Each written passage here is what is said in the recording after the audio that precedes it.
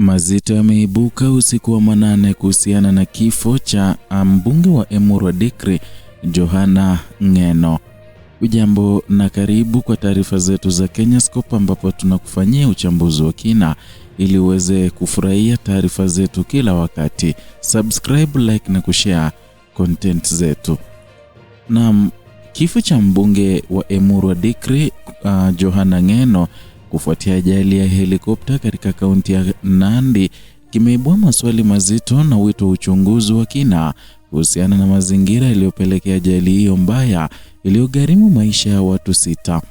Ajali hiyo ilitokea Jumamosi, Februari 28 mwaka huu katika eneo la Chepkiep lililoko ndani ya sub-county ya Mosop, ambapo helikopta hiyo aina ya Airbus H125 iliporomoka na kulipuka moto mara baada ya kugonga ardhi katika eneo lenye msitu. Dakika chache baadaye, taarifa za ajali hiyo kusambaa, aliyekuwa naibu wa rais nchini Kenya, Rigathi Gachagua, alitoa wito wa kufanyika kwa uchunguzi wa kina na wa haraka ili kubaini chanzo cha ajali hiyo. Gachagua alizungumza akiwa katika mkutano wa hadhara mjini Nyahururu, ambapo alithibitisha kupokea taarifa za kifo cha mbunge huyo na kusisitiza umuhimu wa mamlaka husika kutoa ukweli kamili kuhusu tukio hilo. Maneno yake aliyoyataja alitoa shauku, akitaja kwamba kuna wale ambao walikuwa wanampiga vita huenda ndio waliosababisha kifo chake. Ndio maana akasema kwamba vikundi ama zile tume ambazo zinasimamia uchunguzi ziharakishe uchunguzi wake ili Wakenya wapate mwanga wa kile kilichotokea katika ajali hiyo, kwa kuwa kutokana na Rigathi Gachagua ajali hiyo haikuwa ya kawaida. Na katika hotuba yake, Gachagua alimwelezea marehemu kama kiongozi muhimu aliyekuwa na nafasi kubwa katika jamii ya Wakipsigis na alikuwa na ushawishi mkubwa wa kisiasa na kijamii. Alisisitiza kwa kutokana na nafasi ya mchango wa mbunge huyo, ni muhimu kwa serikali na vyombo vya uchunguzi kuhakikisha hakuna swali ambalo linaachwa bila majibu kuhusiana na ajali hiyo. Baada ya kutoa taarifa hiyo kwa umma, Gachagua aliomba waliohudhuria mkutano huo kusimama kimya kwa dakika moja kama ishara ya heshima kwa mbunge huyo marehemu. Hatua hii ilionyesha uzito wa tukio hilo na athari zake kwa viongozi wa wananchi kwa ujumla. Na baadaye, kupitia ujumbe aliochapisha katika mtandao wa X, Gachagua alieleza huzuni yake kufuatia kifo cha rafiki yake wa muda mrefu. Alisisitiza kuwa licha ya changamoto za kisiasa zilizowahi kujitokeza kati yao, waliendelea kuwa na uhusiano wa karibu hadi wakati wa kifo chake leo hii Jumamosi.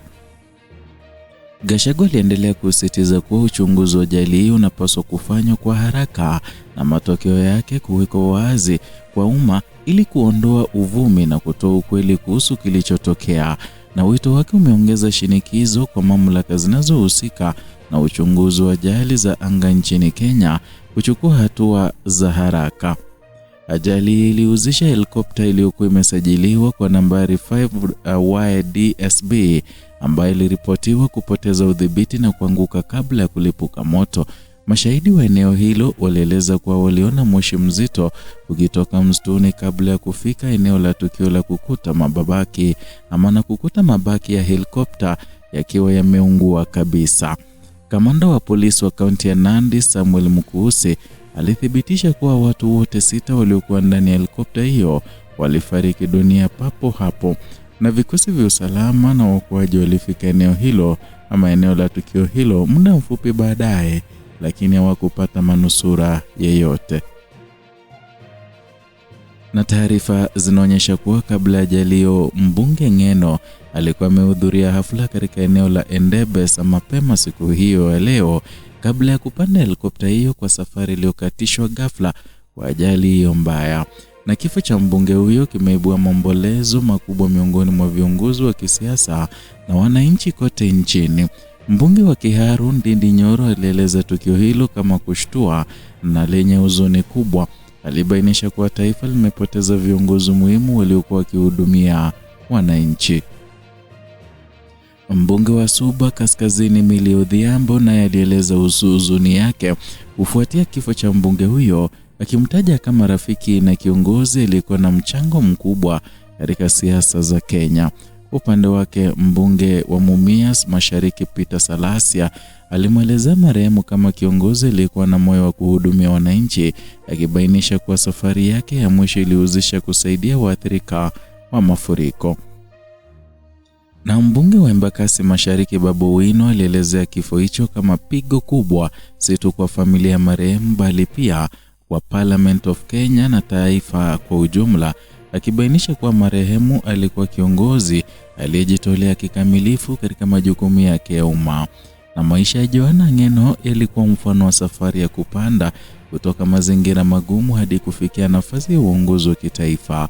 Alizaliwa mwaka 1972 katika eneo la bonde la Rift Valley na katika familia iliyokumbwa na changamoto za kiuchumi. Na katika kipindi cha utoto wake, familia yake ilikumbwa na athari za ukame mkubwa wa mwaka 1994.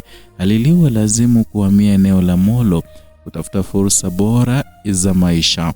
Akiwa kijana, Ng'eno alijihusisha na biashara ndogo ndogo za kubeba bidhaa kwa kutumia punda, akisafirisha mahindi na makaa kwenda maeneo mbalimbali ikiwemo Nakuru, Bomet na Kericho.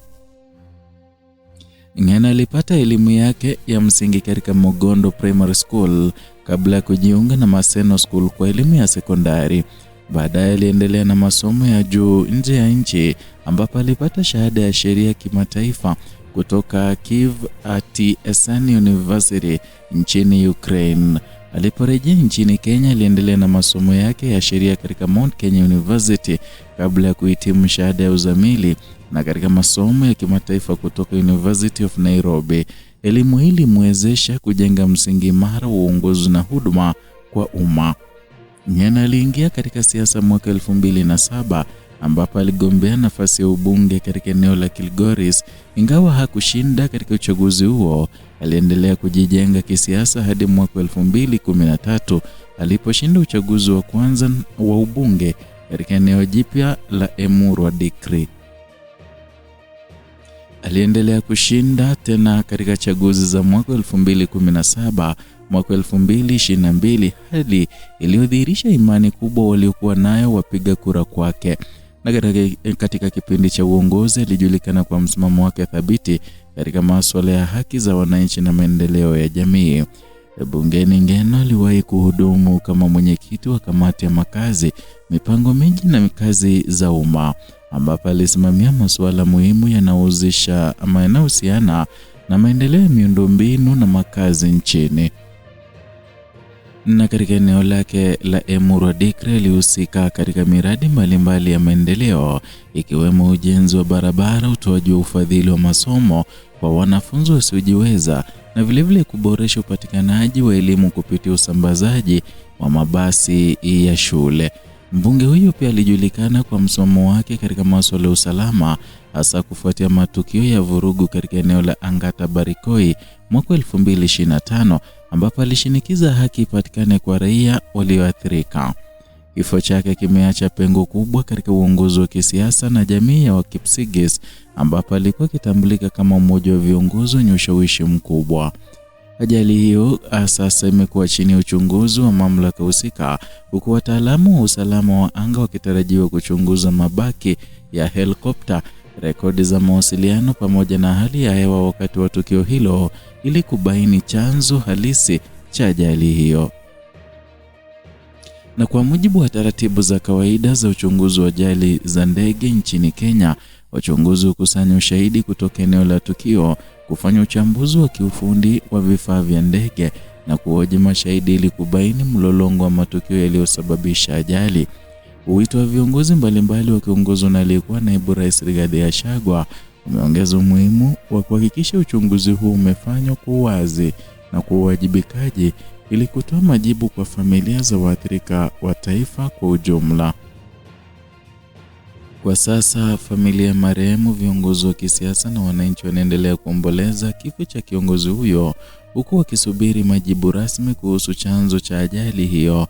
Na kifo cha Johana Ng'eno kinaongeza orodha ya viongozi waliopoteza maisha katika ajali za anga nchini Kenya, na ni tukio ambalo mara nyingi huibua mjadala kuhusu usalama wa usafiri wa anga na umuhimu wa kuimarisha viwango vya usalama. Wakati uchunguzi ukiendelea, taifa linaendelea kufuatilia kwa karibu maendeleo ya kesi hiyo, huku matumaini yakiwa ni kwamba ukweli kuhusu kilichotokea utawekwa wazi na watu ama na hatua zinazofaa kuchukuliwa ili kuzuia matukio kama hayo kutokea tena siku zijazo. Hadi wakati wa taarifa hii, mamlaka zijatoa taarifa rasmi kuhusu chanzo cha ajali hiyo, lakini msisitizo umewekwa katika umuhimu wa uchunguzi wa kina, uwazi na uwajibikaji. Na hii ndio taarifa maalum kuhusu kifo cha mbunge wa Emurua Dikirr ambacho kimezua taharuki na vilevile wasiwasi na maswali mengi. Kilichotokea kufuatia ajali ya helikopta katika kaunti ya Nandi na wito wa uchunguzi wa kina unaendelea kutolewa na viongozi wa kitaifa wakiongozwa na aliyekuwa naibu rais Rigathi Gachagua. Ni hayo kwa sasa, lakini ikiwa ni siku yako ya kwanza hapa, tafadhali gonga subscribe ili tuweze kukupasha taarifa kama hizi kila wakati zinapochipuka.